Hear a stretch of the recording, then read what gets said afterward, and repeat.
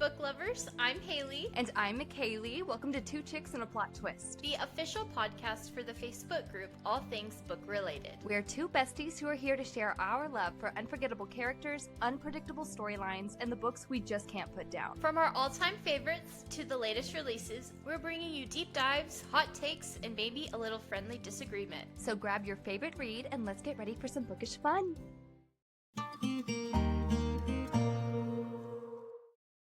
Hey everyone, and welcome back to Two Chicks and a Plot Twist. We are so glad that you're here with us today. We've got a super fun episode planned for you guys. That's right. Today's episode, we're recapping the Powerless series by Lauren Roberts before the final book, Fearless, comes out.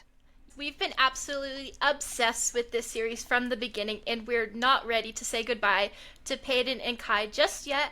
But before we spiral, McCayleigh, how have you been? I've been good. A lot of my life right now has been consumed by honeymoon planning. So we decided to elope, and that's, what we're doing. And we're planning a very long vacation. Very, very cool. And then recently, this past Wednesday, I got to go see Theo Vaughn. Mm-hmm. He's a comedian and a podcaster. His show is called This Past Weekend, and he just interviews a ton of celebrities, but he's fun to watch. He's really interesting. And let's see, what else have I been up to? Snow White, the movie, released. I have yet to see it. Have you seen it yet? I have not seen it, but I have seen everyone talk smack about it online. What I read a news article, and they were like, this is the lowest rated IMDb or whatever. Yeah. And it's like a 1 point something. Oh, I don't know if I want to see it. I may just wait until it comes out on Disney Plus or something. Yeah. Because I don't want to pay for it to be bad. I don't know. We'll see. Ugh. Man, I guess that's everything. I had a Facebook author party through Book Talk Girlies, the Facebook group. That was so amazing. Everyone in that. It lasted all day. That was so fun. That was so cool. I highly recommend joining their group if you haven't already joined, because they are very supportive, and they do an author party for indie authors, or I don't know if it's indie authors or just any author who signs up, but they do it every Sunday. And I thought that was really cool. And we got to do all these games based on the book, and it was awesome. So definitely go join. And while you're at it, join our Facebook group, All Things Book Related.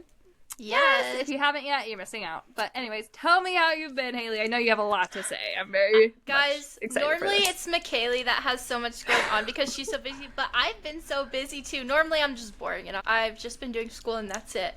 But this past week has been crazy. Last week, my youngest sister was here with me. She was on her spring break. And on Tuesday, I made tacos, just homemade tacos. We got tortillas. I bit into a tortilla, and I felt something, hard and sharp. And it felt like something lodged into my tonsil. So I was freaking out, coughing. My sister took me to the ER. I stayed in the ER for, 5 hours. And they did a bunch of scans and tests on me. And they're we can't see anything. We don't know what's going on. So they just discharged me. Horrible experience at the emergency room here in Amarillo, Texas. Don't go there at all. Go somewhere else. Next day I woke up, went to a different doctor, and oh, this is a big deal. They sent me to another hospital to get all this sort of tests done. No one really knows what's going on. Now I have to go see an ENT, and they're talking about just, removing my tonsils now. Because there's, it could be just so small we can't see it, but now I've got really bad tonsillitis. There's an infection going on back there. So they're obviously something's back there. We just can't tell. So now I'm on a ton of medicine and antibiotics. I've just been really sick. So I'm just slowly recovering from this tonsillitis. But it still feels like something is just stabbing me in my tonsil just 24/7, and it won't go away. What in the world? What is this taco did this to you? I just bit into a tortilla. It wasn't even the taco? No, it was just the tortilla. And Edgar's grandma made them for us. So I'm texting Edgar's mom. I'm like, hey, don't eat these. I don't know what happened. And Edgar's mom's calling me. She's like, oh, it could have been a metal scrubber she used to clean out her bowl or something. It could be back there. I was like, just don't eat them. Throw away everything that she made. Because I was like, I don't want anyone else to get hurt and sick. So I've been dealing with that. A metal scrubber thing. Yeah, so, yeah, it's been crazy. Does it hurt now, or you just numbed up? Every time I swallow, it hurts. I'm on a bunch of just ibuprofen, and then I do acetaminophen, switch off and off, and then I'm on, like, antibiotics now. But I go to an ENT this week, and they're going to say whether or not I just need to get them removed at this point. Because no one can tell what's going on. Oh my God. That's scary. That was very scary. And then one lady came in, and she was telling me, like, oh, well, you could have this mass on your thyroid, and she scared the crap out of me. I started crying. I was scared. Way. Like, it would happen right as you ate this tortilla. No. At the time all this was happening, my boyfriend Edgar was out of state. He was in Colorado and Utah, and that's like 14 hours away. He had no cell phone service because he was in the mountains there with his sheep internship up there. I'm calling him over and over. I'm texting him. I'm like, you've got to come back. This lady's telling me I'm going to die. I am so scared. I don't know what's going to happen to me. I'm calling my dad like, you need to come to Amarillo. I'm so scared. Just freaking out. And my dad's telling me, he's like, Haley, what? I don't know why she's telling you this. This is not what's happening. So Edgar has a portable ultrasound machine. So he was able to ultrasound me himself. And he's like, bro, there's nothing there. He would be able to tell if there was like a mass on my thyroid. He was like, nothing's there. You're freaking out for no reason. So that made me feel a little bit better. He used one of his animal ultrasound machines. Yeah. To your throat. Well, I kept telling him, I was freaking him out about it. I kept just talking about. He was like, will it make you feel better if I ultrasound you myself? And I said, yes, it will. So I just laid on the couch, and he did the little gel on my throat, and he was like pressing into me. So he took screenshots and was measuring stuff to see if there was anything there. He's like, I don't see anything. Wow. So that makes me feel a lot better. But besides that, I've been planning McCayleigh's bachelorette party. So that's there's the dark side, and then there's the bright side of how my last 2 weeks have been. As you have been suffering. McCayleigh's bachelorette party, I love to plan anything. I'm a type A planner, so I want to get this done in this and this and this, which I love to plan anything. So that's been fun. And I'm so appreciative of you. Thank you. I'm so excited. I got to see some of the itinerary, so I don't know how much it's changed. I don't know how much is a secret, but I cannot say right now. Okay. Yeah, you'll know in May. But besides that, that's about it. Have you been reading anything good? Good, of course. Oh, wait. Also, I watched Pirates of the Caribbean. Yes. I totally forgot. Yes. I watched the very first movie. I don't remember what it's called. Curse of something. Black Pearl. Yeah, that one. Yeah, Curse of I watched Black the Pearl. First one. It was good. You liked it then? I liked it. It was really good. I'm very surprised that I've never seen it before, but it was good. I'm excited to see what happens next. Yay! I started the second one where it's the wedding scene, and then some guy comes in and says they're under arrest. I was like, I need them to get married. Yeah. They're so cute together. Yes! I'm so excited for you. When do you plan to finish the whole, all of them? I don't know. I may just finish the second one tonight. We'll see. But I know that there's a ton of movies. Like, there's more. Yeah. Like there's 5 or 6? Yeah. 5? I think there's 5 or 6. I can't remember right off the top of my head. I think there's 4 that are main. Like, this is, by the community. By the Pirates of the Caribbean, whatever the freaking name is. They call those canon, and then I think the last 2 were okay, this is getting a little strange. Okay. I don't know what to do with those, but I like them just because they're Pirates of the Caribbean, so. Yeah. But yeah. Very good. And then as for books that we've been currently reading, I'm very excited for you. I can't believe you're starting that. That's amazing. This must be how you feel when I started reading Harry Potter. I know, literally. But I finished Kingdom of Flesh and Fire, which is the second book in the From Blood and Ash series by Jennifer L. Armentrout. And then I am currently reading The Serpent and the Wings of the Night. And that is, I believe, by Carissa Broadbent. Is that her? She's the one that did, the Daughter of No World series that I just read. Yeah, I didn't realize. So I'm currently reading, I'm in the middle of it right now, and it's giving Phantasma a little bit, but with vampires. Okay. It's a human in a game full of vampires. Everyone else is vampires. Ooh. So it's really interesting, and I didn't mean to start it. Mm-hmm. I'm a lash tech, so I was lashing, and I was like, I don't want to spend a credit right now on like some of the lashes. I just need something to turn on real quick, so I just went to Spotify because you get free hours to listen, and then I just clicked on one of the first ones I saw, and this was the first one I kind of recognized the title, so I clicked on it. But now I'm kind of kicking myself in the butt because I'm like, I didn't want to start a whole other series. I'm currently reading Harry Potter from Blood and Ash, and now The Serpent and the Wings of the Night. I'm like, okay, I got 3 series going on. I did not need to do that, but I did it. What have you been reading? Tell me about it. So I finished From Blood and Ash, which was the one McCayleigh recommended, and right now I'm reading the second one. I think I've got an hour left. I'll probably just finish it tomorrow. It's okay. You can read, I know, you can read my full review on my Goodreads or my Instagram. It's okay. And I mean, it's good. I rate it 3 stars. That's still a good review. I keep telling McCayleigh. Yeah. I'm like, 3 stars is good. If you're following us on Instagram, you already know in our comments section on like all of Haley's book review posts. Anytime I recommend her a book and she doesn't rate it 5 stars, I'm like, no, we're done. This can't be true. Well, no, this is definitely the blueprint for a book that I would love. So I can see why you recommended it for me. And I mean, I love certain aspects of it, but it is just so predictable for me that you're always 10 steps ahead, and I am always 5 steps behind. That's the thing when I'm reading now.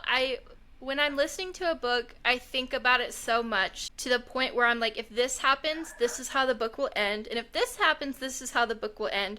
So I get to a point where I'm like, okay, this has to happen for us to get to the end of this book. It has to happen. So then I just predict how the whole entire book will turn out. And that happened this time, which I mean, I'm not mad about it. It was still like a good book. It was just predictable for me, which I mean, I'm reading the second one. And I think the second one, I'm liking it a little bit more than the first one. So I like it. I'm still going to finish the series. It's good. Yeah. I wish the vampire aspect was like really cool, sexy vampires, but they're scary vampires. Yeah. So I wish that they were cool. But I mean, it's still good. There's also werewolves, but they're not called werewolves. They're called something else, but it's still good. Wolven or something. Yeah. It's still good. I like it. Yeah, well, that's why you're our theory girl, and you give us theories. Because you're always ahead of the game. So I don't know how I do it. Maybe I need to pick up a murder mystery book and maybe just try it out, because I think I've only read just 1 or 2. That's a good idea. Yes. So I may do that and just see if that helps me out any. Do it. We'll see. Yeah. Oh my god, yeah. I would love to see you predict that one. I know, right? Can you imagine just all the Sherlock Holmes and whatever? Haley already knows. Like, nothing can faze you. Oh, man. But, okay. Listen, guys, we're talking about Powerless. This was probably, aside from our normal book club books in our local book club, when Haley and I first met, we were reading, monthly books, weekly books or whatever. I don't know. And we got into Powerless. Haley read Powerless, and then she recommended it to me and another friend. And so we read it, and we all loved it. And finally, we realized that Lauren Roberts was coming and visiting Austin. And when she was there, we were like, let's all road trip to Austin together, which at the time, we were only like an hour and a half away, 2 hours away from Austin. And so we went to go see Lauren Roberts at a book signing, and we got Powerful while we were there. The novella is what she was doing the signings for. So that was crazy, and this is why this specific episode is so amazing for us to do. Looking at our notes, I'm like, how are our notes like 13 pages now? I may have added I haven't touched it in like a while, so I'm like, what happened? Yeah, as I was typing, I was like, oh god, Haley's gonna look at this later. No, like, I love it. Excited. When we met Lauren in Austin last year, I got the Powerful book probably that day, and I read it in the car on the way to Austin, just in the back seat while our friend was driving. I was like, I have to finish this before we get there, because what if there's spoilers at her talk? So I finished the whole thing like in the back seat on like our hour and a half drive there. You didn't, and since you were in the back seat, you didn't even tell me and our friend that you were reading it. So we were just, sitting there at the front. We were sitting there at the front, me and this other friend. We were listening to it in the radio, whatever, speaker. And, you know, Haley just decided not to listen with us and just secretly read ahead and finish the whole book. So we get to the place and we're like, oh, what do you think will happen? Haley's like, well, I finished it. Are you like maybe two pages away from being done? Whenever we pulled into Austin, I was like, well, I'm done. The audiobook was just too slow for me, and I was like, I can't sit here and just, like, listen to that, like, go crazy. Man. Wow. Well, we got it read. Yeah. All of us eventually. And there were maybe a few minor spoilers, but it wasn't anything that we hadn't already read, thankfully, in Powerless, because, I mean, it's the same story, different perspectives. So... Right. But yeah, it was great. Lauren Roberts was amazing, and I mean, I can't imagine signing that many books at one time. That line was huge. My gosh, that was crazy. We were in a church, and the line just wrapped around the whole building, and that was something else. So, good for you, Lauren. It took, like, hours. Like, we were just sitting there for a long time. I was like, this girl must be tired. Yes, yeah. Parents were going and getting their kids... you know, dinner and bringing it back to them in line, and we were just like, well, we're getting our book signed. So, but yes, crazy. So, anyways, for our recap, guys, I've been rambling on and on. We will go ahead and start with Powerless. So, we met Paedyn, our girl who's pretending to be an elite in a world where powers define your status. She's got no magic, but she's surviving with her wit and a whole lot of sass. And then there's Kai, our morally gray prince who had no right being that attractive. Like, why did Lauren Roberts do this to us? And I mean, the tension between those two, insane. But the stakes were even higher when Paedyn gets thrown into the deadly trials. I was sweating. Same. I think that the whole concept of the trials, it gave me major Hunger Games vibes, with just a lot more attractive smirking from Kai, which I loved. All right.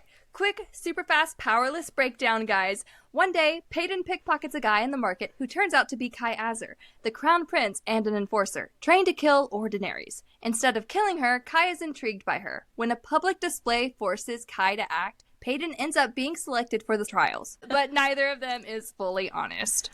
Kai starts to suspect something is off about her. Paedyn, meanwhile, is falling for him, but knows it's dangerous. The world is built on power and she has none. The trial gets bloodier, the lies get thicker, and just when she's about to escape clean, everything unravels. Paedyn's identity as an ordinary is exposed during the final challenge, and Adena is killed at the end of the trials. The king demands her execution. Kai tries to save her, but it's too late. Paedyn acts first. In a shocking moment, she kills the king in front of everyone, triggering chaos and rebellion. She escapes, wounded and betrayed, leaving behind Kai, the palace, and everything she's known. She's now a symbol of resistance, whether she wanted to be or not. Yes. Very ominous. I know. So, what did you rate this book, Kaylee? I rated it 4 stars. Full review is on my Goodreads. Y'all already know. In my opinion, Paedyn is not ordinary in my eyes at all. She is such a well-written character. I feel like we are best friends and I could instantly pick up a conversation with her. She is so strong-willed and a fierce woman who fights like a badass. Next we have Kai. Kai has definitely made my book boyfriend list. I love his banter with him and Paedyn. It made me laugh so much. I think Powerless was one of the first books that I read where I was actually laughing out loud while reading some of their conversation. Powerless is just the perfect slow burn romance book. There were a couple instances where Paedyn made some choices where I was like, I wish you didn't do it, but it was still good. I loved it. The ending was so ominous, and I'm trying to think of the word. I loved, like, the cliff. What's it called, McCayleigh? Cliff. The cliffhanger? I forget things. I love the cliffhanger. That is funny. Oh my god. What about you? Yeah, so when I was reading this book, I was just now getting into reading still. So almost every book to me was a 5-star read because I didn't have anything yet to really compare it to. So I gave this book a 5-star rating. And I think if I reread the book now, I think I would rate it differently. But at the time, absolutely devoured this book. It was so easy to read. The writing was so simple and easy to understand. And I mean, the tension, the banter, all the twists, it was just top tier to me. And I just really didn't expect to get this emotionally attached. But here we are, sobbing, screaming, and everything. And so, Lauren Roberts, you have my heart and my sleep schedule. So, yes. Yes. This book, at the time, when I rated it, it was 5 stars, no notes. So... I love. Yes. If you would read it now, what do you think you would rate it? I don't know. You've read so much now. You've read so many great books. I don't think I would. I don't know. I feel like I might give it a 3-star. Oh, really? Yeah. Gosh. Not because I don't like it, but I don't know. It's hard to compare to all the great fantasy books that you've read since reading Powerless. Exactly. And you're comparing it to another 5-star read, like ACOTAR or something. They don't compare. Like, yes, that's exactly what it is. Yeah, the writing is easy to understand, but I feel like it's just cookie cutter almost. Yeah, this character is a cookie cutter. I don't want to call Paedyn a pick-me girl, but she kind of is a pick-me girl to me. Yeah. So, yeah, I mean, I think it would be a 3-star.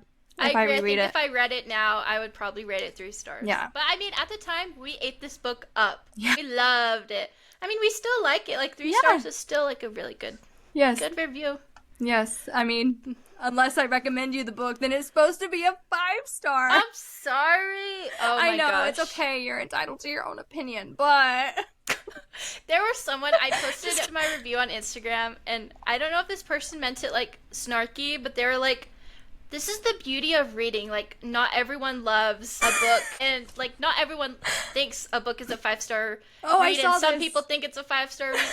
I just didn't respond. I was like, I don't know if you're trying to be like, snarky with me, or you didn't like my review, or you're just saying that. So I was like, I'll just leave it there. See, when I comment stuff like that, just know I am joking. Which I know you know I'm joking. I'm in the comments. Oh, McCayleigh, I'm so mad at you. I'm gonna fight you when I come see you. Let's talk about world building now. Yeah. So the whole concept of elites versus ordinaries and the brutal trials. So what's your take on this? How do you feel? When I read it initially, I thought that this world was so unique, and I think that's one of the things that really drew me into the Powerless world. I loved how Lauren Roberts sort of wrote this divide between people who have powers and people who are powerless. Since reading Red Queen by Victoria Aveyard, guys, it's the same book, different titles, a little bit different characters, but that's okay. I liked Powerless more than Red Queen, even though Powerless came out recently and Red Queen was like 10 years ago. I love Powerless still good. I like that in Powerless, the whole idea that your worth is determined by whether or not you have an ability. It just creates such a cutthroat society, and you really feel that through Paedyn's perspective. Now, the tournament adds sort of another layer of danger. I wish that we got a little bit more depth on how the kingdom actually functioned beyond the competition, but besides that, I love the world. Yeah. What did you think? Yeah. Well, first, I found a king's cage or whatever. Really? Yes, I found it, and I got it from Dollar Tree. So really? It was $1.25. It's the only book in that series. I didn't know they sold books at Dollar Tree. I didn't either. Such a popular book to be there also. Yeah, that's crazy. That book, and then her other book, which I don't think it's facing the camera, but it's on my shelf. It's Broken Blades, I think. It's something called Broken Blades or something like that by Victoria. Oh, okay. Aveyard. Yeah. So I was like, oh, okay. Her books are at Dollar Tree. That's crazy. But yeah, you just have to have the other books, like they're all out of order. But anyways, back to world building and Powerless. At the time, it totally pulled me in. It was so easy to understand, like I was saying. It just felt really familiar enough to follow and still had this dark, dangerous edge that kept things tense. I mean, there was obviously a lot of tension. Ordinaries are being, you're a disease. Get out. So yeah, the way the society is split, elite versus ordinary, it was really, I would say, clever at the time, but then I also hate to say it, but I think because of the Victoria Aveyard stuff and getting to hear your takes on Red Queen and everything, I'm like, I don't know if it is so original. I'm not saying that Lauren Roberts took her thing and copied it, which I mean, it's very closely related, but it could all be consequence too. coincidence. Right. So I don't know how I feel about that. I think outside factors like that have affected the way I view this book series, unfortunately, and I just can't change my mind about it. But, you know, the laws, the rebellion, the constant threat hanging over Paedyn's head, it just all added to this gritty dystopian flavor that, you know, I was so here for. Yes. And I am a kid girly for whatever reason. I don't know why. I will wait to go further into this after we hit Reckless. I have a lot of, like, theories about Kit, so... I will wait before I continue my Kit, you know, black hole. So anyways, let's go on. Let's talk about Paedyn's character arc, how she survives as a powerless in a world ruled by magic.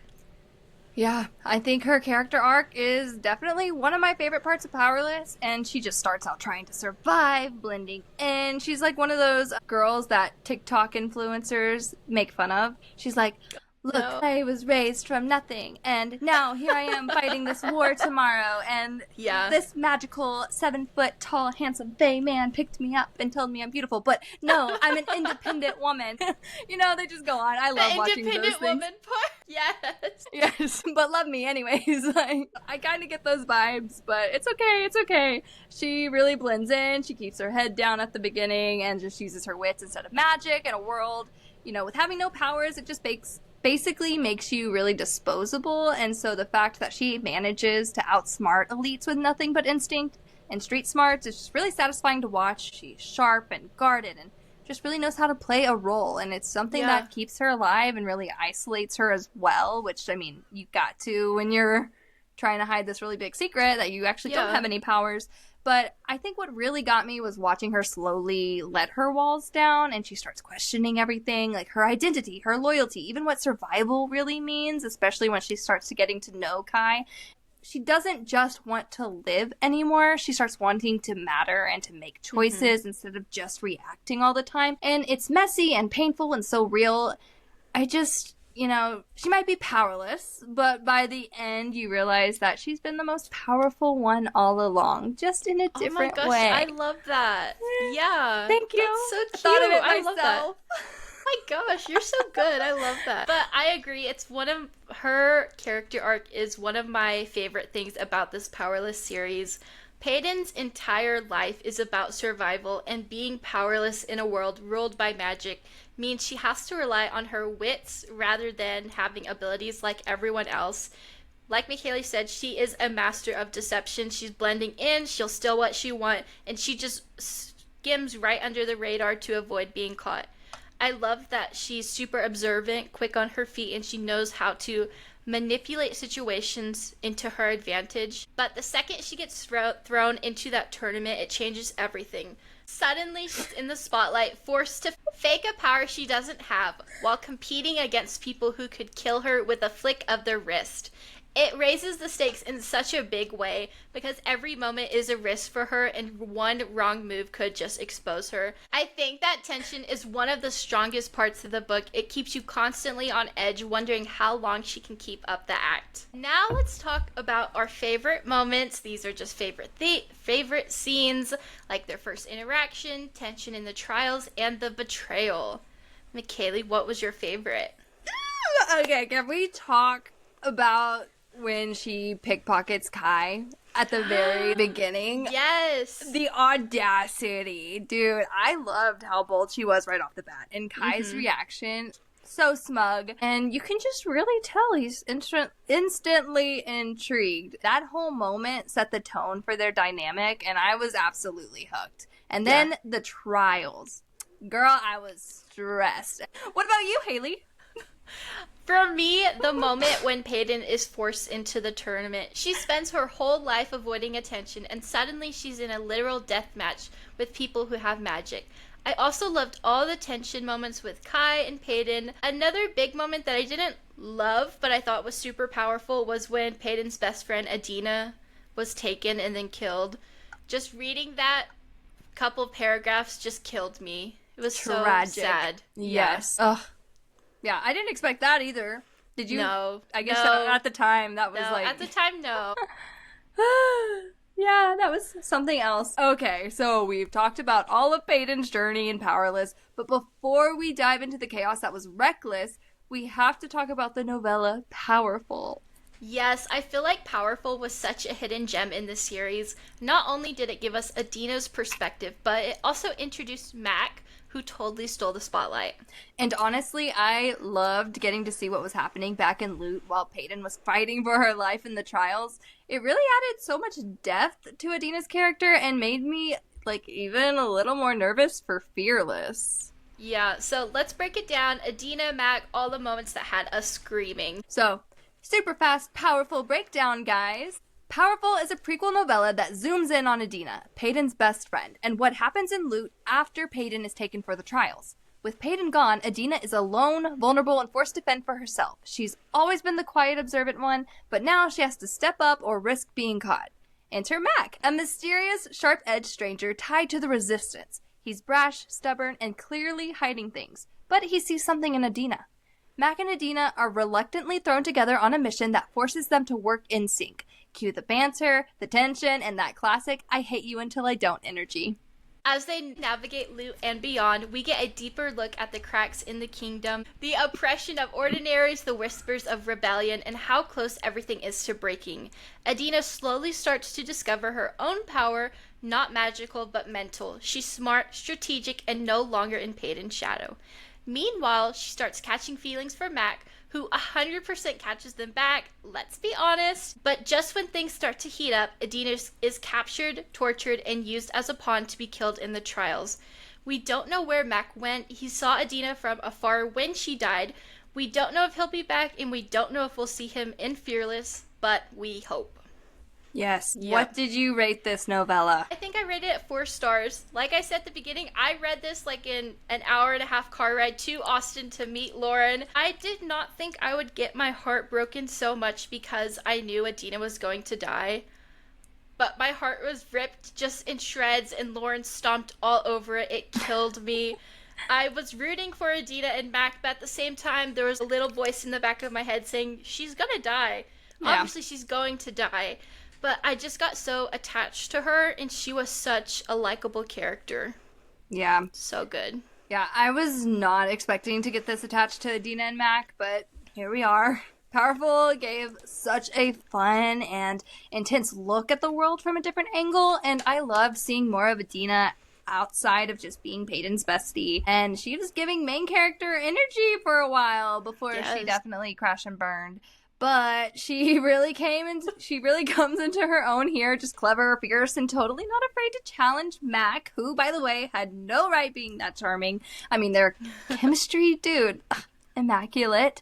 Mm-hmm. And I do wish we would have gotten more of Mac, though. He's so layered and intriguing, and just when I felt like we were starting to really understand him, I feel like the story just really wrapped up, and he, disappears, because he's obviously not there with Adena while she's dying and being tortured, but I'm not sure if we'll see him in the next book or not. Surely we will, otherwise I feel like it was super pointless to have him in this book, right? In a way, I mean, he just played such a big role, but I seriously hope we see him, so I hope there's more to his story, and it just felt a little rushed in parts, but I mean, it's a novella, that's gonna happen, and that's just why I gave it 4 stars on my end, but it gave me everything I wanted. I mean, it gave me the tension, the banter, and a peek behind the curtain of the Resistance. So, yeah, I'm hoping we see Mac again because Adena's gone.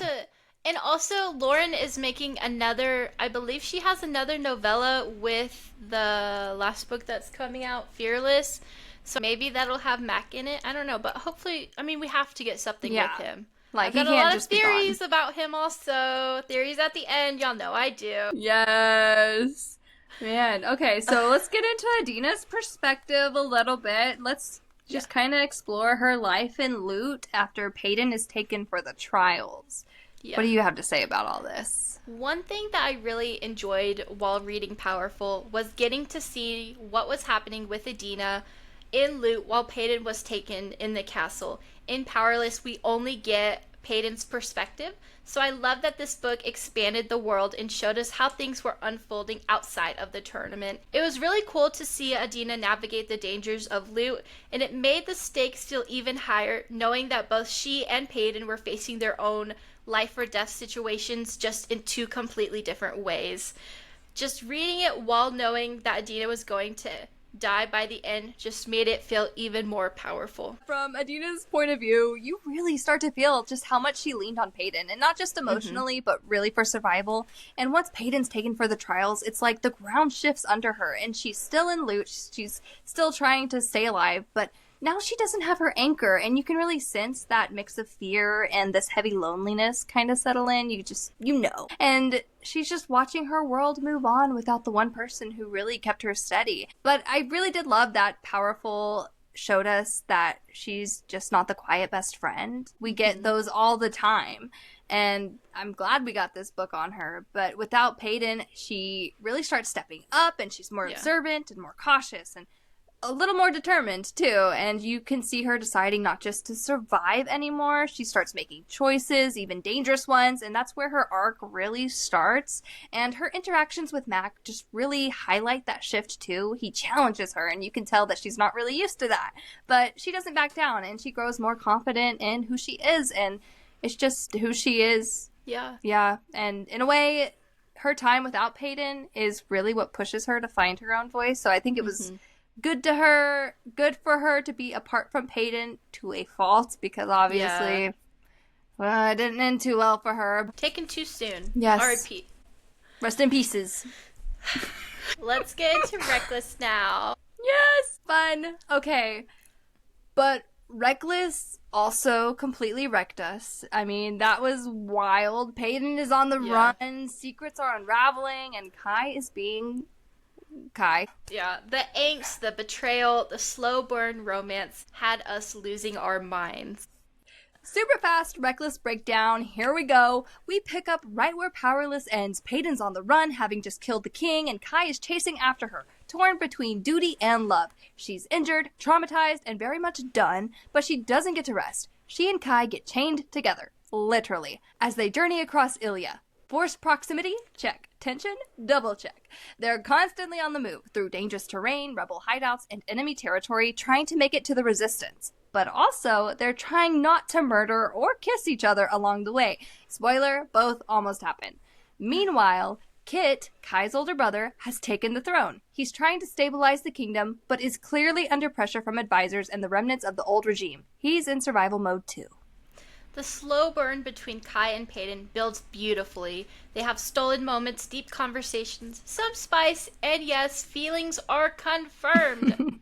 But the travel starts to feel repetitive. Sleep, wake up, argue, repeat. The pacing lags a bit here, but still the emotional weight keeps it going. Everything shifts though when they return to the capital.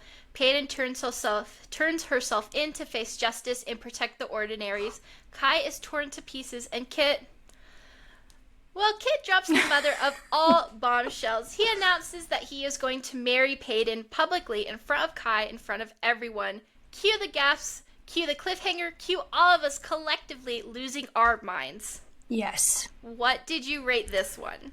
Okay, I rated this one 4 stars. And it really took me on a ride. The stakes were higher than in the first book. Emotions were messier, and I was here for it.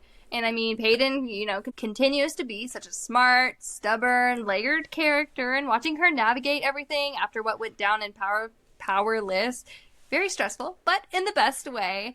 And Kai definitely had me in my feelings. I mean, the tension between them was great, delicious. So many moments where I wanted to shake both of them and immediately hug them too. But that said, it really did drag a little for me in the middle. I mean, there were quite a few chapters that felt like they were just going from place to place, sleeping, waking up, oh, we're chained together, let me argue, rinse and repeat. And I get the slow burn setup, and it just started feeling a little too repetitive for me. Yeah. But, I mean, once things picked back up at the end, I mean, I was locked in again. 4 stars for me. I mean, it was a cliffhanger. I don't think I saw it coming until it was coming. Oh, we're in the throne room and Kit's thinking. I'm like, oh, okay. Yeah, this is about to happen. It wouldn't have been a huge, surprise plot twist, but, I wish we would have gotten a little more. What's the reason? Anyways, what did you rate this book? While I was reading, before I get into my rating, while I was reading this one, McCayleigh had finished it, and so had our other friend, and we met for dinner one night, and they were like, how are you liking it? And I said, Paedyn and Kai have to be siblings. And they're like, no. I said, that has to be a big, like, they were telling me there's this huge plot twist, cliffhanger at the end, you're not going to get it. I said, I know what's up. They're sisters, like, they're brother and sister. And they're like, bro, where's this coming from? Like, what kind of dark corner of your mind did you live? I don't know. Obviously, that didn't happen. I don't know where I was going, but I have a theory about this. Maybe this is where it's coming from. Theories at the end. There may be siblings, but not between Paedyn and Kai. I'll digress until later. Here's my review. In short, this book felt like a major letdown for me. I enjoyed the first 200 pages, but after that, it was the same exact situations over and over. It felt like this book had no real substance or storyline to it. You know, obviously Kai has to take Paedyn back to Ilya, but does it really take over 300 pages for him to do so? I mean, Kai finds Paedyn, I feel like in a week. I feel like the author for this one focused more on the romance between the two characters and not on the actual story. It just dragged out for so long, and readers were left wanting actual substance. Also, what was weird to me, there was very little mention of Adena, which was super surprising considering how Powerless and Powerful ended. The author, Lauren Roberts, she mentioned that there's going to be another novella soon, so hopefully Mac will be there and we'll get some more thoughts from him on Adena. But it was just shocking to me that Adena's best friend, Paedyn, isn't thinking about her at all or talking about her to Kai at all. It was just weird.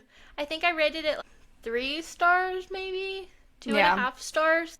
I think I would have rated it differently too. I mean, I read this one a little later in the reading game, but looking back and knowing everything I know now, I probably would have also rated it lower. But yeah, it is what it is. Yeah. But let's go into the ending, which we've both kind of touched on. Let's talk about the cliffhanger, okay? Yeah. So go for it. The ending of Reckless definitely left me with such mixed feelings. It was obviously meant to be just this big cliffhanger, but for me it didn't fully make sense. And maybe that's how it's supposed to be intended for the readers. There were parts that felt super rushed at the end, and some of the character choices didn't really line up with everything that we've been building throughout the book. I found myself rereading certain sections of the book just to make sure I hadn't missed something, which I didn't really particularly enjoy. I mean, with that being said, I'm still really interested to see what happens in the next book, even if the ending didn't completely land for me. I think the setup for the final book has a ton of potential, and I'm curious to see how Lauren just ties everything together. Yeah. So, I mean, Kit, like freaking King Kit, announcing he's going to marry Paedyn in front of the entire kingdom, like it was just a casual Tuesday. I was not prepared, and it really did come out of nowhere, right? I mean, I love Kit. He's been loyal and funny and low-key. One of my favorites since, book 1, as we kind of know. But, I mean, marriage to the girl who literally killed the former king, aka his daddy. Like, how is that even logistically happening? And I mean, with Kai, I can see it because, he actually is developing a romantic relationship with Paedyn. So he can maybe get over that. Right. I don't know. But Kit, who doesn't have any kind of relationship with Paedyn and is just kind of like, marry me, Yeah. I don't know, man. It was weird. What's the ulterior motive? Yeah. We don't know yet. But anyways, I have questions. Don't get me wrong. I mean, the drama of it all was really juicy, and I just love a good twist, and this was definitely a twist. But is he trying to protect her? There's some buried feelings, kind of things happening. But he was really calm when he dropped that bomb. In my head, like, I'm envisioning him he already had the plan. He was just announcing it. Okay, he's up to something. Otherwise, he's... Because he didn't see her and immediately fall in love, like, again. Right. It wasn't that kind of story. And poor Kai, let's talk about him. He was right there when this is out. Like, I want to be in his head right now. Imagine finally getting to a place where you and the girl you're falling for are kind of on the same page, and then your brother, who is the king, just announces that he's going to marry her. That's insane. It's the kind of cliffhanger that, will guarantee someone will definitely pick up the next book. Even if you didn't like this book, you're probably going to still buy the next one. Right. I just need to know what Paedyn says next, and if she runs, punches someone, or sets something on fire, I'll support her either way. But yeah, I'm a Kit girly. I don't know why I love Kit. If you want a real enemies to lovers story, here it is. I mean, he's attractive and an enemy. I think that you love, like, the prince, like, the royalty aspect. I think you love that. I think I'm onto something. Maybe. I mean, is there a trend in every episode? Every book boyfriend I prefer? Yes, probably. So now that we've relived all the pain, let's talk theories for Fearless. Y'all know I have a million theories, but I'm gonna do it with one that is probably my favorite. And it's the siblings one. I don't know why siblings were so, like, prevalent in my mind while reading Reckless, but I think this is why. I think that Kit and Paedyn could possibly be siblings. We don't know who Paedyn's mom is, but there's a question I'm wondering. Can two elites give birth to an ordinary baby? That's not something that's been talked about. I think it could happen, so I'm wondering maybe that's why they didn't want to kill her, so they dumped Paedyn just on someone's random person's doorstep in loot. I don't know. But I think that they're siblings. Because we don't know who Paedyn's mom is. We have no idea. Do you think they're like half siblings then? Or just like full on? Because we don't know who Paedyn's dad is either, because Paedyn's dad is actually her dad. So I'm like, oh my god. I don't know. Maybe they are full siblings, which means she killed her dad. She killed her dad. And she's a princess. Dang. Well, then she's Kai's half. Right? Because they're Kit and Kai are half. No, because... Or no, they're not even related? I thought they were half siblings. They're half siblings because Kit's mom died. Yes. So that's why the king remarried and then had Kai. Mm-hmm. So I guess that would make Paedyn half siblings with Kai, unless Paedyn's mom, which was Kit's mom, had like an affair with someone, and I'm going like down a deep spiral. But that's where I feel, guys. I feel like they're siblings, half siblings. I don't know. That's how I feel. Huh, interesting. Well, that's cool. I hope not, but cool. Oh, another one that could be another person that could be related to Paedyn is Mac. This is because Mac has a silver streak in his hair, and we don't see a lot of people that has silver hair other than Paedyn. So it leads me, I don't know. What the heck? It leads me to wonder, is Paedyn and Mac related in some way? Interesting. I don't know why, I just want everyone to be related to everybody.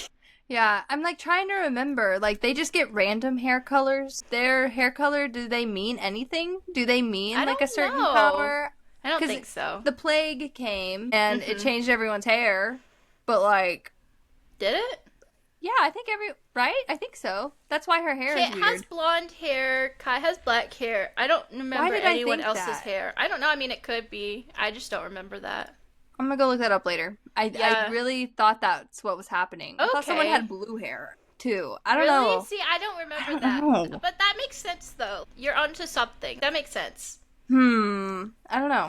Well, I'll go back and verify later. But, yeah, a theory that I saw online is that, you know, Paedyn isn't as ordinary as she believes, and that she may have been born into a powerful family, like you were saying. And from what I've seen, readers have noticed heavy foreshadowing in like the first two books that Paedyn could be a princess of some sort. And obviously Paedyn, it's revealed she's adopted as a baby, and meaning her birth parentage is a mystery. And I think that this has really led to a lot of speculation that she might be the lost daughter of an important, but like what you're saying in a way. But if it's not Kit's family, maybe it's the family of a rebel leader, or even like that's cool, a rival kingdom or something. I feel like something like that could happen, and she got caught in the mix of things, and then she ended up in Ilya.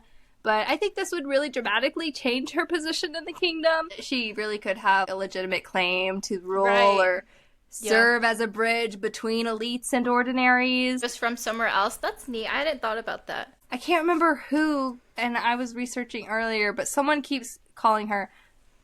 I don't think it's Kai either. Someone else calls her princess. characters jokingly call her princess. Lenny calls her princess. Yeah, so I'm like, are you foreshadowing something? Yeah. Is she, like, related, to obviously this king who she killed, or is it maybe a different kingdom? Mm-hmm. Yeah, that's but what cool. What are your other theories? I've got just a few more, guys. Paedyn wears that ring on her thumb, and she's always playing with it. I think that there is something deeper about this ring. I think that it may possibly suppress any powers that she may have. It's just a thought out there. Just something to think about. She wears it all the time, 24/7. She almost never takes it off. Maybe it could just, like, be suppressing her powers, and maybe she has something, like, a type of power she's not supposed to have, and the kingdom would kill her for having it, so I don't know. Yeah, it's better to be an ordinary than use your power. I guess so. You're easier to hide, I suppose, and find out, because those mind people won't be able to use your power against you and figure you out. Yeah. I get it. I get that. And another one that I have is I think that Kit is being controlled. Hear me out, guys. I think that the Kit that we saw in the first book would never really take away Paedyn from Kai, because Kai and Kit are such strong siblings. I don't think that Kit would do that to his brother. I think maybe, like, a mind controller is sort of taking control over Kit and making him do this. For what reasons, I don't know, but that's just what I think.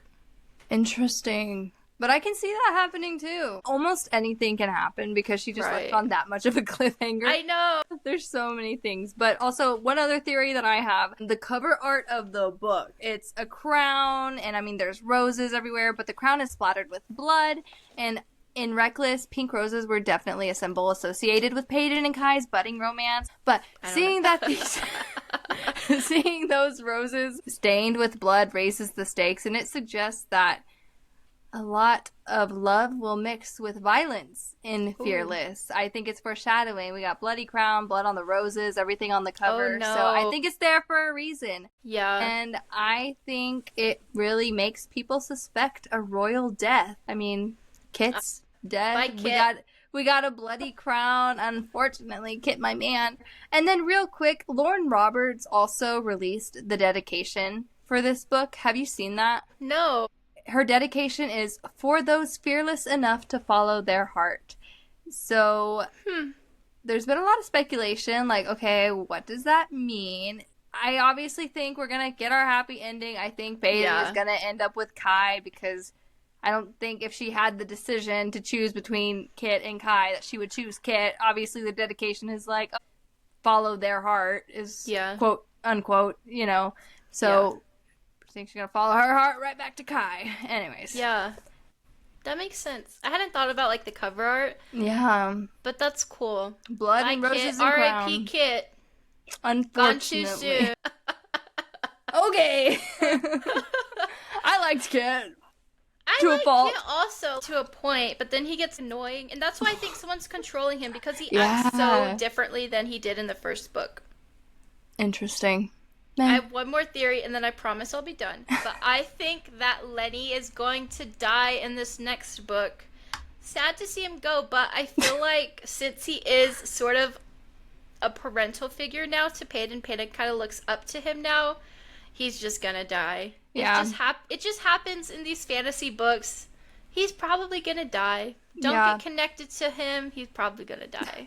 No, we learned in, like, some high school English class, the structure of a book is the mentor always dies. Whether it's the dad is the mentor, mom, like Yoda. Yoda died. Spoiler alert. Hope you watch Star Wars.